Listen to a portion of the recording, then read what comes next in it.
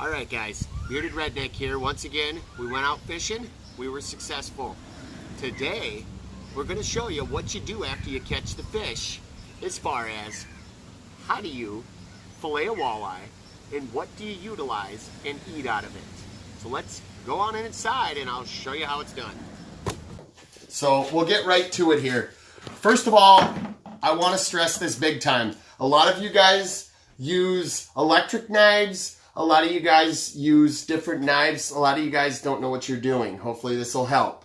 Regardless, get yourself a good knife. And I mean by a good knife, something that'll hold an edge and something that you don't have to saw with. Now, if you want to use an electric knife, get a good electric knife. There's a lot of good ones out there. There's even some of them that are battery powered now. There's some of them that you plug in still. I don't know. Maybe they have a gas powered one. I'm not sure. But anyways, there's a lot of great knives. One of the knives that I stand behind and I love to death. I think I bought this one back in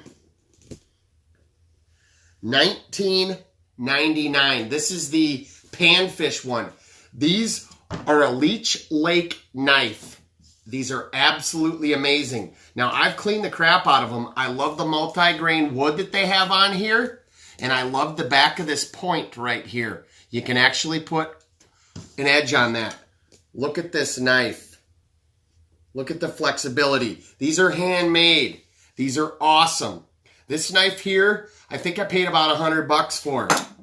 But you know what? I've had it since '99 and I still use it. I've probably butchered over 50 deer with this knife. So then I got the bigger one.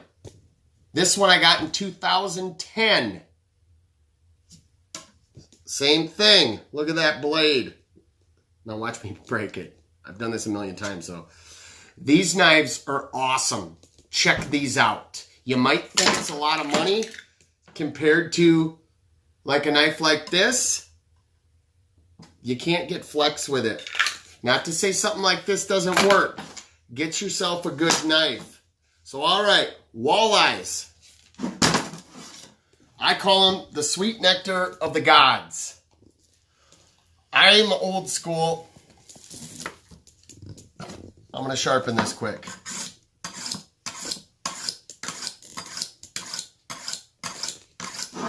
I bought this sharpener probably 10 years ago. You guys remember they had like an orange, a yellow, a blue? I can't even find these anymore like this. This was like at a trade show. And the guy gimmicked me in, had a little microphone. I loved it. I don't even know who makes them. If you guys do, let me know. Basically, right here, here's the gill. And I even missed a little bit. I go at an angle. You want to go down. See the dorsal fin? Ride right above it. If you got a sharp knife, you should be able to ride on top. And I'm simply pushing. Flip it over. As you can see, male. I always got to do this. I don't know what in the world that is, but how can that be delicious? But anyways, you can see I'm right down along the spine here. Right there. I got all the meat I could. Rib cage is still in there. Now some people use clamps, whatever. Go down to the skin. Now watch with a good knife here. See how I just push? You should not be sawing. If you're sawing, you're going to hurt yourself. You want to hurt yourself? Use a dull knife. I've been cut 5 times as many times and hurt with a dull knife than I have with a sharp knife. Now, there's a lot of different ways to do this. They got other things on the market that you can buy. I'm old school. I don't use them. You can buy a skinzit. Those skinzits are pretty awesome. You stick them through here, pulls the rib cages right out. Does all of that. I don't use a skinzit. I go right down along here. This is how I do it. There's lots of ways you can do this. I go right down like this, and I cut all the way through. Just like that, and then I quarter right there at the rib. Now, don't throw this piece away. Right here, you can feel the bones right along here. You can hear them, the ribcage bones. What I do is that line across here, I go like this, and I go right along the bones. And you can feel the bones. Now look, it ain't a lot, but what I call that is the chef's treat. Now you can make it fancy and you can leave it on there and cut the rib cage out. I simply do it this way for speed. I like it this way. That piece is garbage, but look, right along here, cleaned off. We'll do it again. You can see that right here. See where the gill plate is? You actually want to cut just like that. Now here, when you do the second fillet, sometimes what I'll do is I'll go right along here, right up to the anus, and kind of cut that off. It kind of gets in the way. Now you go right here.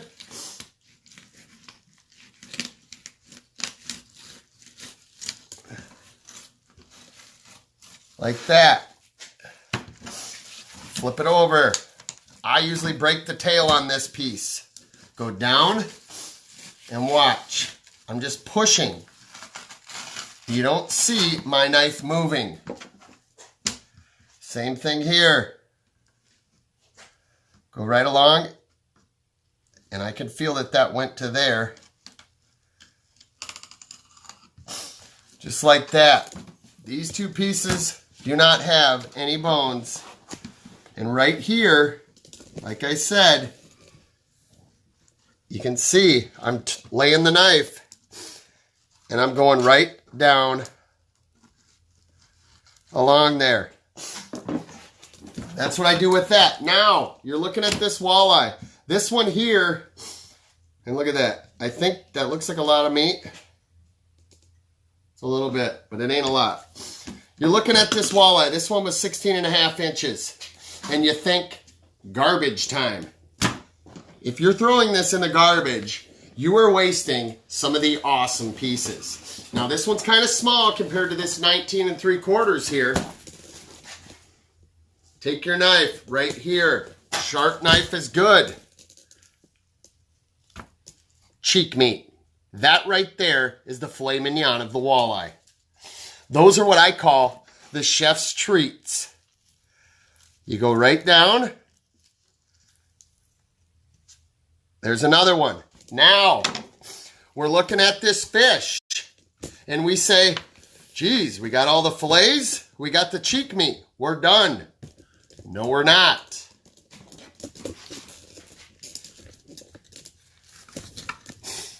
This is what we call the poor man's lobster.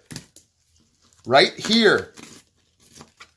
This piece right here, no bones, absolutely amazing. Some people look at this like it's gross. I leave the skin on and I leave the pectoral fins on. That right there, batter it and bread it and fry it. I even eat the fins. They're amazing. You grab these things, you got something to dip it. If you dip it, eat that, eat those. Amazing. We'll show you another one.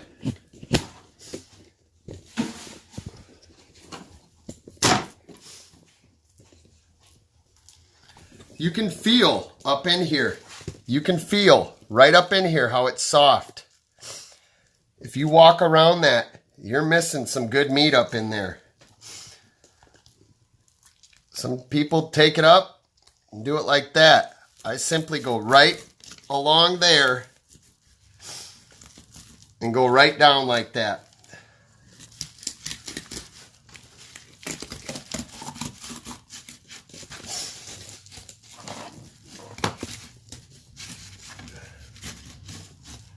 Get right down to there.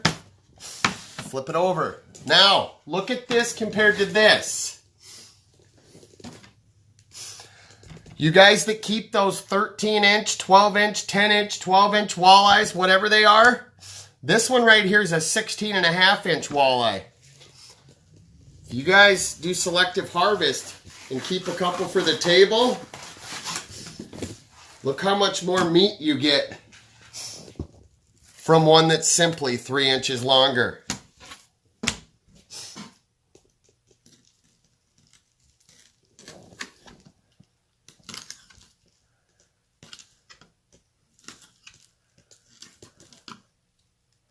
Now, if you guys got some other tips and some other ways to do this, I'd be more than happy to try it any other way. This is simply what I've done and what I like. Well, now with these bigger ones, it's easier just to fillet right over the rib cage.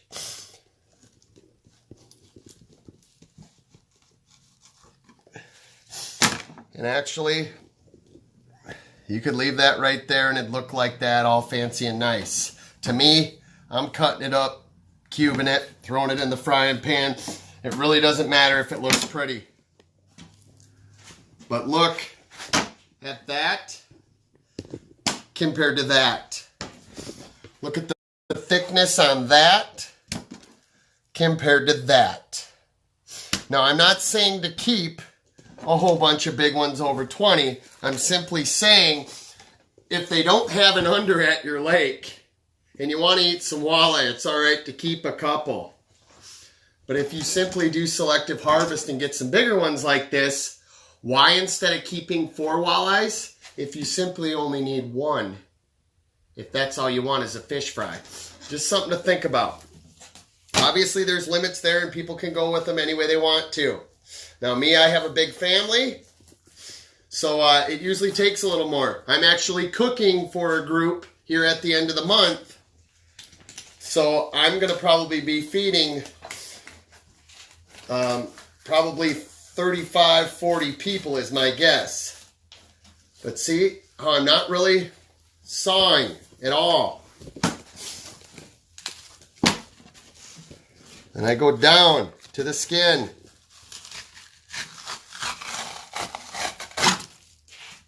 Sliding it.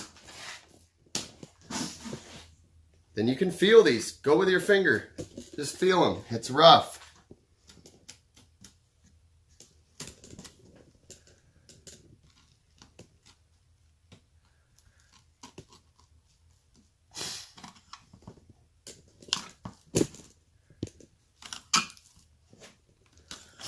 Now there's people that do speed cleaning. That's awesome. The most important thing, I don't care how fast you go at this, the most important thing is you're utilizing the critter that you're keeping, the fish, the whatever, the best way possible.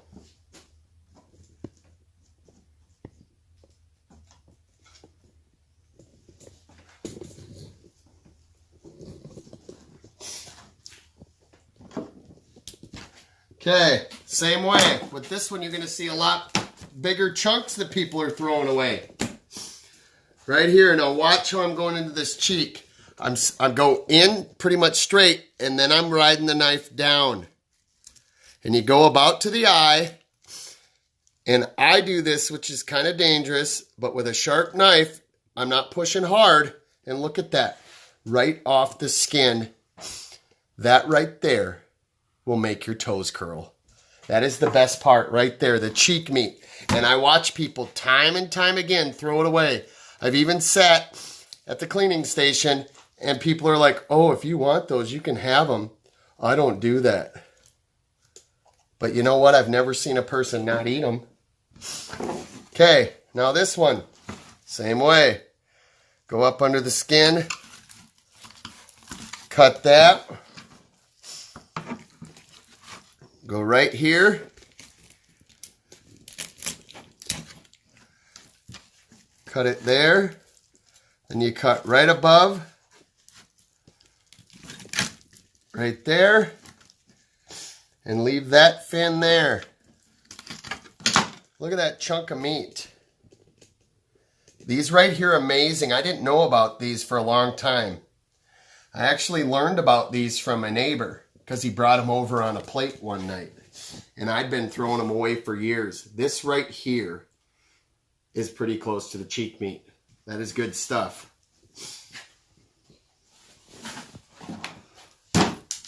One more time for the people that were behind.